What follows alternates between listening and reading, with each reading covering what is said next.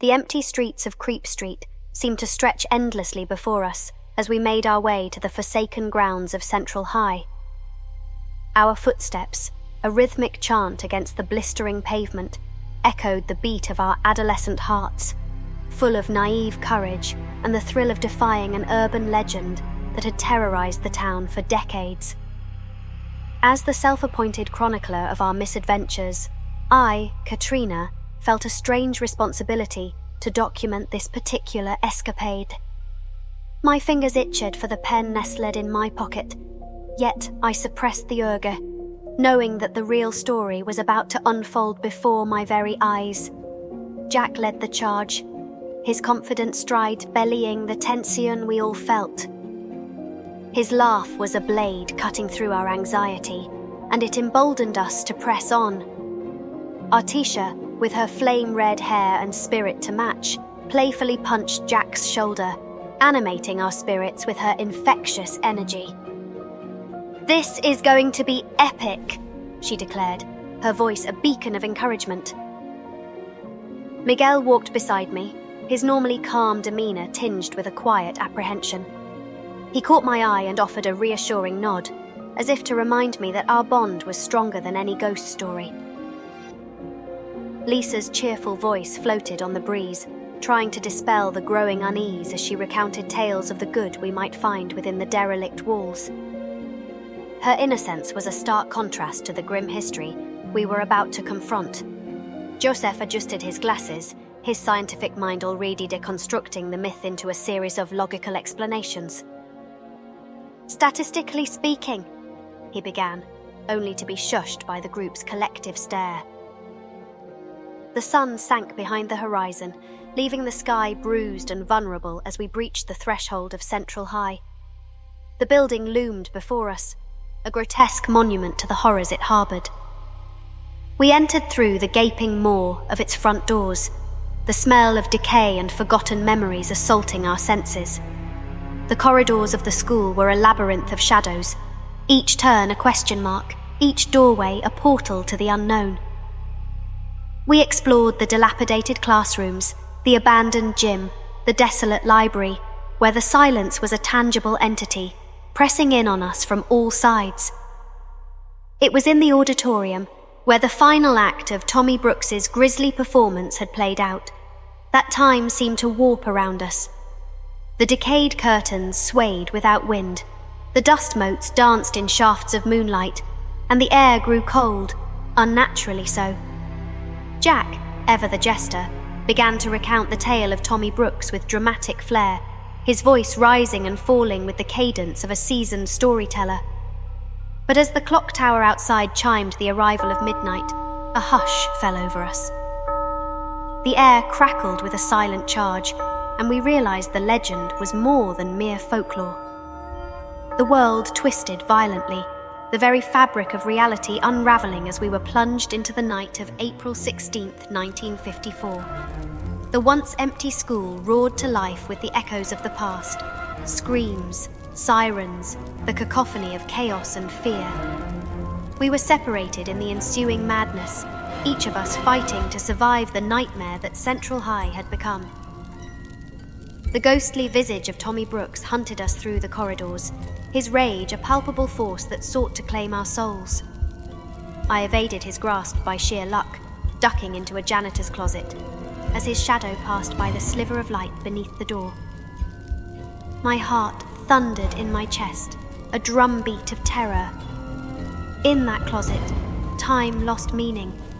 I could hear the struggles of my friends, their pleas and cries, until one by one they fell silent.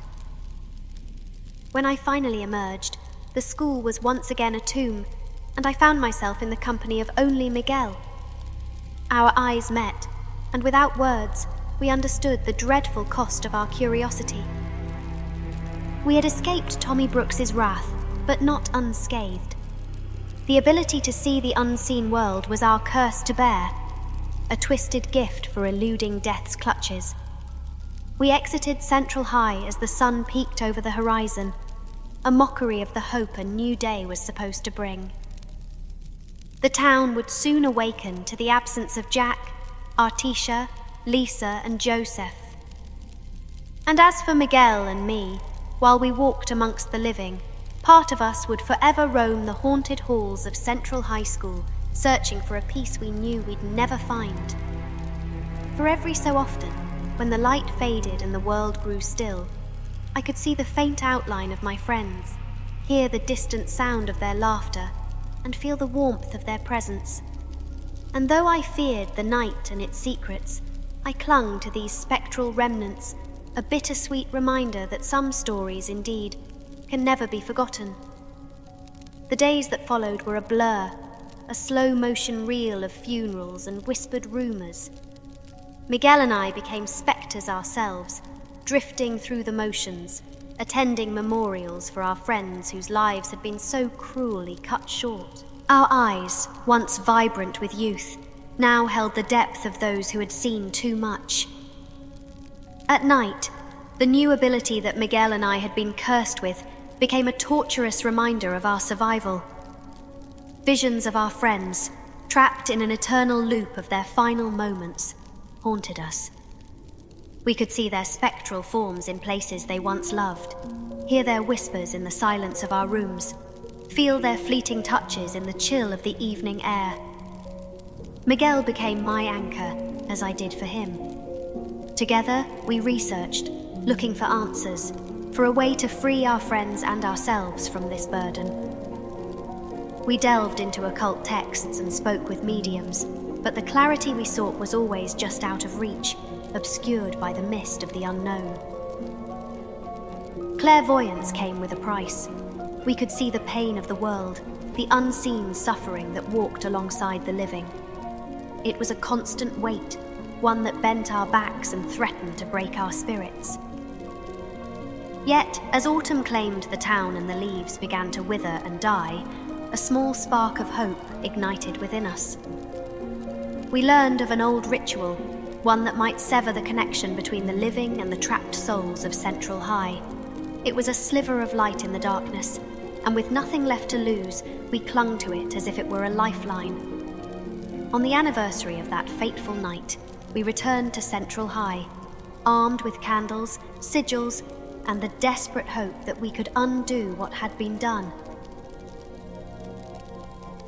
The building seemed to recognize us, the walls groaning in anticipation as we set up the ritual in the heart of the auditorium. As we chanted the ancient words, the air around us thickened and the veil between worlds thinned. The spirits of our friends appeared before us, their forms flickering like candle flames in a draught. We reached out to them with every fiber of our being, our voices rising in a crescendo of sorrow and longing. The world trembled, the boundary between life and death shimmering like a mirage in the desert heat. And then, with a sound like thunder, the connection shattered. A bright light consumed the auditorium, and when our vision cleared, we were alone, truly alone. In the silence that followed, Miguel and I knew that our friends were gone, their spirits finally at rest.